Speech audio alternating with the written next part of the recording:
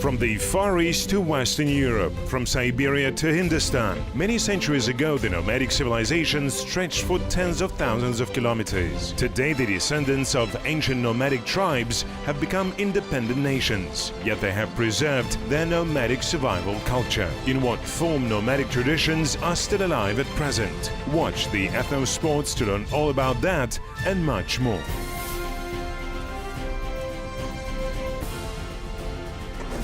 How do you beat a batir? Secrets of upbringing from the nomads. Ethnic Center, a revived history.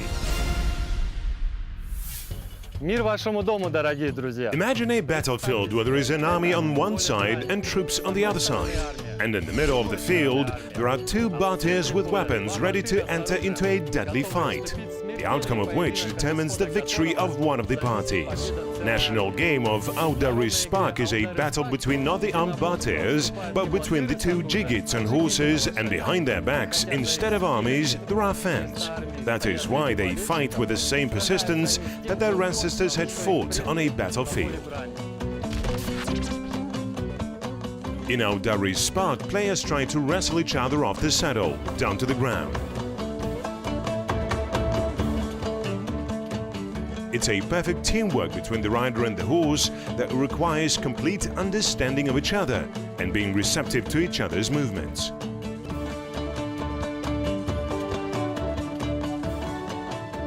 Audaryspak in Kazakh literally means overturning and implies knocking an opponent out of his saddle.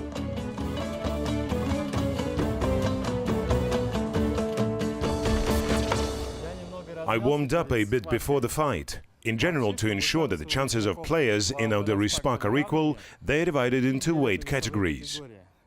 A lightweight category is up to 60 kilograms. A middleweight is between 60 and 70 kilograms. 80 kilograms and up is considered a heavyweight category. My weight is 70 kilograms, so I'm middleweight. My opponent is about the same weight. Well, good luck to us all. By the way, the fight lasts 5 minutes. I need to remain on a saddle for that long. Let's go.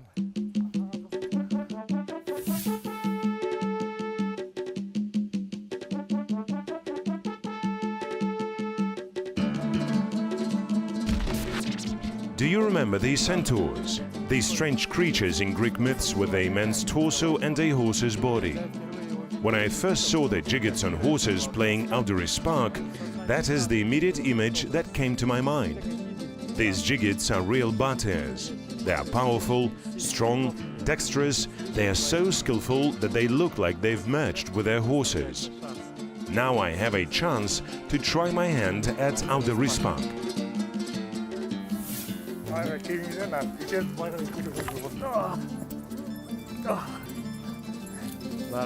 Okay, great technique.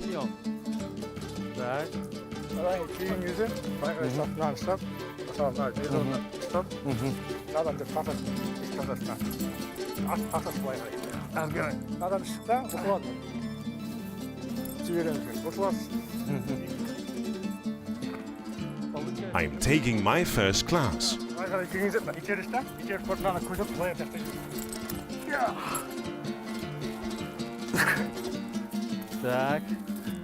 Everything happens in the blink of an eye. I do not even have time to think about how something is happening and I'm already on the ground. It gets more and more interesting. I'm not going to give up, for sure.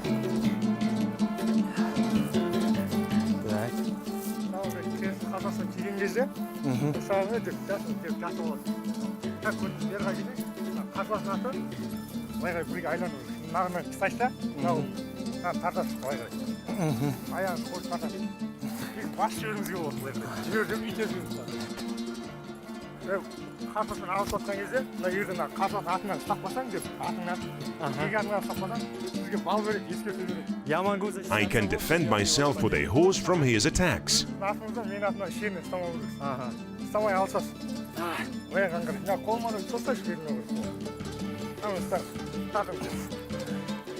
But now I have a chance to throw him off. But he holds to his saddle so firmly.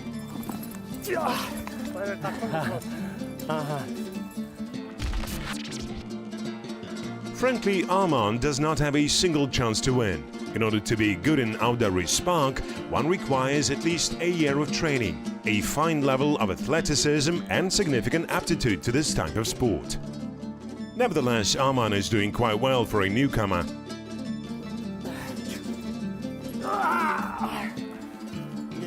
No, I will not fall.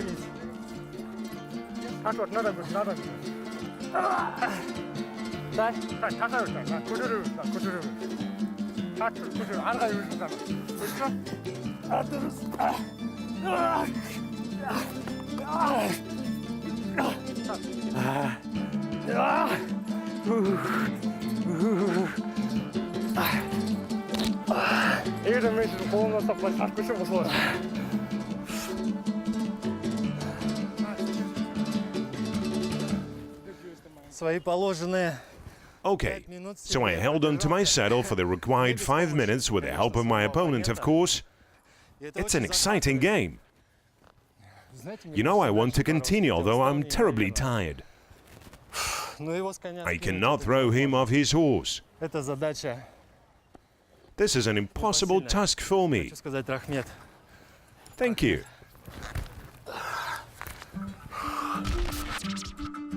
The nomads used to say, a good horse can save an unskilled jigget.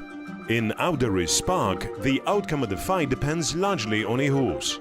In the past and even now, the right choice of the horse for Audaryspack is of paramount importance. We train horses specially for Audaryspack. They should have a powerful back. When a rider pulls the bridle, the horses mustn't bite each other. Similarly, a horse must have a powerful torso and strong legs. It must be tall. Short horses are not suitable for Audaryspack. Tell us about the basic rules and the basic techniques that fighters use. Jiggets with strong spirit and strong forearms participate in Audaryspack.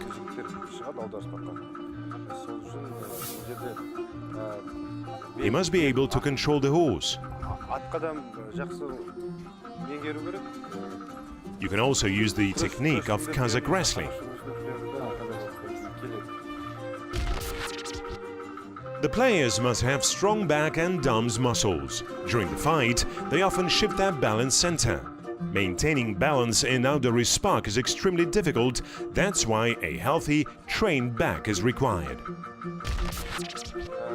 When a jigget grabs an opponent by his belt, he leans against the stirrup, begins to pull the opponent over. And then the outcome of the fight depends directly on the strength of his forearm. If a jigget can throw an opponent out of the saddle with a belt grip, then this is considered a pure victory.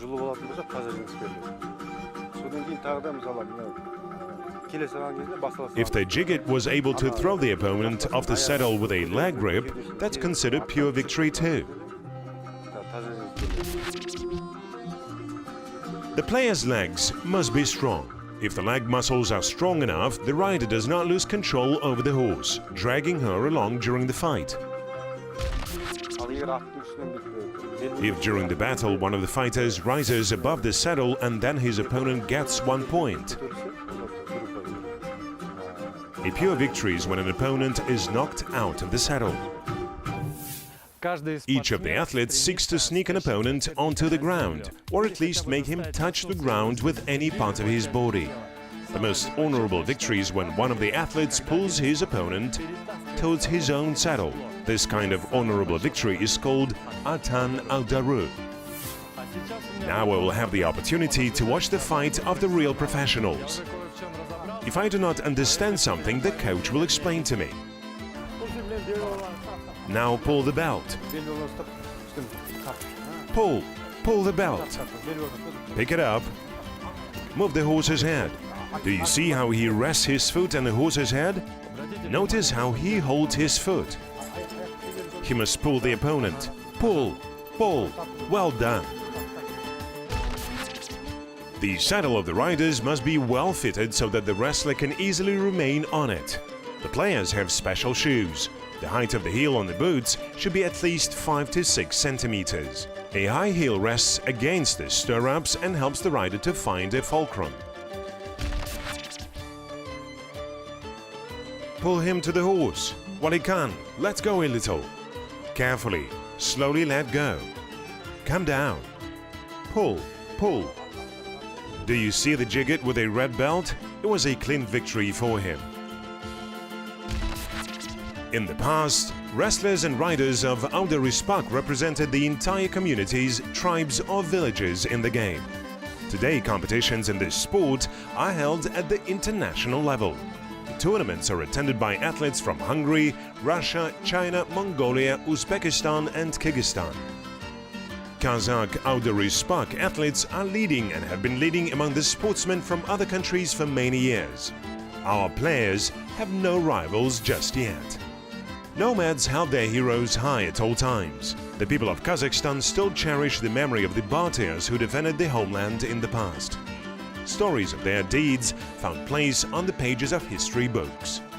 We name our streets with their names. У меня в руках сигнальный образец книги. I have a copy of Akhmet Toktabay's book. Soon it will be available in bookstores. In the book, the author talks about how the Kazakhs raise their sons. Akhmet is with me today. Tell us about the special I'm bringing. Расскажите об этом. Kazakhs raise their sons as Batiars from the early years. The parents taught the young boys to ride horses from young age.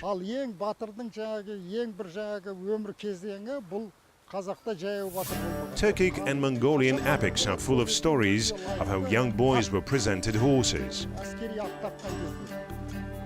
Before presenting, the family and friends discussed which horse was best for their son. They consulted with horse breeders and connoisseurs.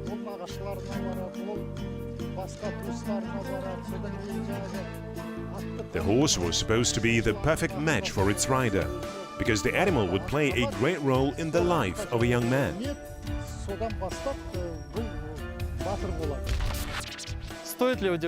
Our ancestors dreamed of their sons growing up as glorious Batiars. That is why children were accustomed to a saddle from their earliest years. Young kids could barely speak, but they would already feel comfortable on a saddle.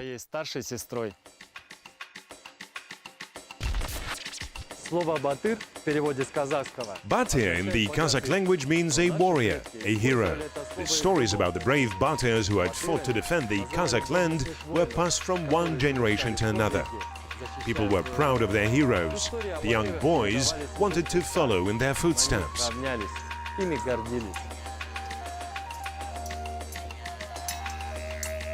We are in the ethnic center in Almaty region.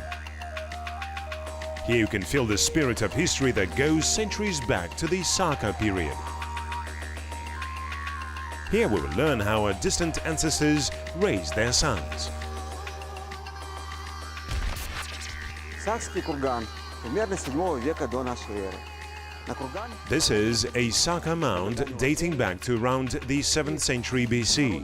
People used to ascend on top of the mound as a tribute to the fallen soldier buried here. The mound is not just a burial, it's a kind of temple. Various rituals, festivities and other events were held here. Location of the mound over a large plain is not accidental. This is the main mound of a large burial ground. A noble warrior could bring his young son here and could show him the expanses of the homeland that need to be protected. This was a place for a patriotic education. So from a very early age, boys were brought with a sense of responsibility for their homeland. Так, с самого раннего возраста воспитывалась ответственность. The Ethnic Center is an interactive museum in the open air. Every exhibit here corresponds exactly with its ancient prototype. Leading experts, including archaeologists, historians, ethnographers, came together to create this place. As a result, the visitors now have the opportunity not only to learn about the history of the nomads, but also to experience it. Дорогие друзья, Dear friends, now you will watch a fight for a show.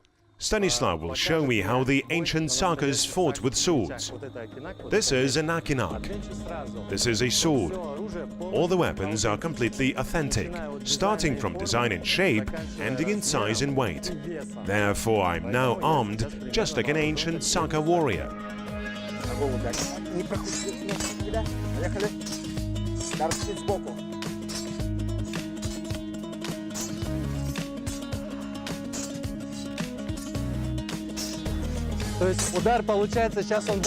What is the difference between an akinak and a sword? A sword cuts smoothly, it chops smoothly. It goes through as a straight line. Akinak isn't always used like that, but you can use it as a saber. That is the main difference. A blow can reverse like this and be very powerful. The heavy handle goes back, the blade goes forward.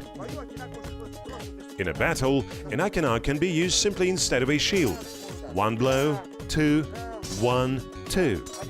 It can be used as the main weapon too. I will attack with it now. Just like this. Like this. Like this. And then I can use the sword. Thank you for this short tutorial.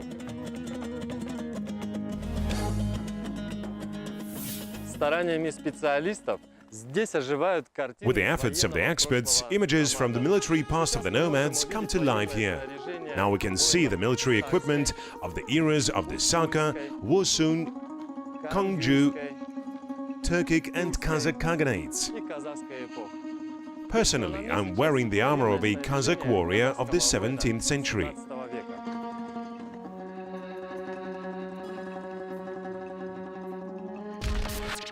Корни вот этих великих степных цивилизаций, которые послужили. These are the great steppe civilizations. They impacted the creation of our Kazakh Khanate. Therefore, in our center, I would like the visitors to not just see the exhibits as in a museum, but they could touch them and take them in their hands, to really feel them, to really experience the history of Kazakhstan, the history of the nomadic civilizations. Историю Казахстана, историю кочевых цивилизаций. Professional fights that prevented massive military clashes appeared in the 18th, 16th century BC, in the Bronze Age. Warriors participating in such fights could determine the outcome of a conflict between entire armies and prevent further military action. Later in the Saka era, this element of martial art was no longer widely used. Starting from the 3rd century BC, the institution of professional military fights was revived, and during the period of the Turkic Wars, it flourished.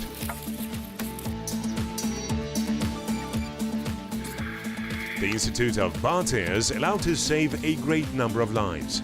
In the days of the Kazakh-Jungarian Wars, there was a rule. The army whose Barter wins during the fight gets the right to attack the rivals first, who in turn were obliged to defend themselves without running away from their positions. Of course, the army of a Barter who won the fight received an absolute advantage, because the outcome of the battle directly depended on the momentum that the cavalry of the attacking party gained. The participants in these staged battles are young athletes who play the kokpa and audarıspак in their spare time. Their team leader is convinced that a good horse rider can be taught the basics of military affairs. Any equestrian game has always been training and preparation for war. Every game has its own features. In this case, we are talking about fighting, the ability to sit on a horse and throw your opponent off the saddle. What is necessary in combat? Elements of wrestling and excellent equestrianism. These skills were essential. For our ancestors, training in Audaryspack began from an early childhood. Boys learned to fight while riding young foals, sheep and young bulls. For adult jigits, the main method of training was taking part in numerous competitions and fights. The modern athletes now train for their own pleasure at every opportunity.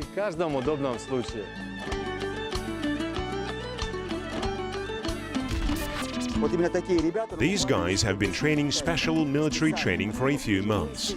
A year or two of grueling training and you are full-fledged Batir. Without professional training, you can lose many years learning the skills of the nomads in equestrian games. Что наша жизнь? The nomadic lifestyle of our ancestors was tough and full of challenges and hardships. Even then, the communities brought up their sons to be fearless of an external threat. The Kazakhs have always been famous for the love of freedom and love of their homeland.